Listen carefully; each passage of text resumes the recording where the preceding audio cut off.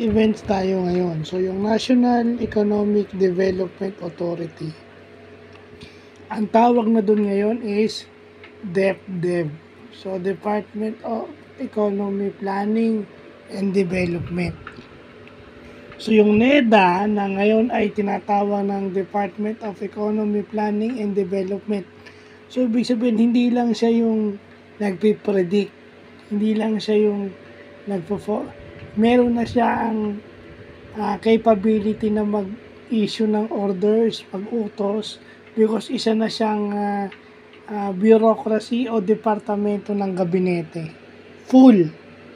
At ibig sabihin, may pondo na yan. Which is kailangan dito sa Pilipinas kasi yun yung yun ang tutulong sa Department of Finance, sa DTI, yan. May tutulong na sa kanila.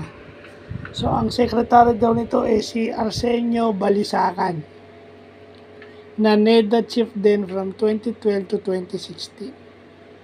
So, yun, lalagay natin yan. At least, bagong knowledge sa atin yan. Department of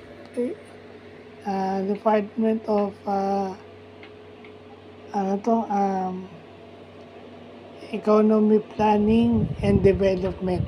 Yan. So, yun lang po.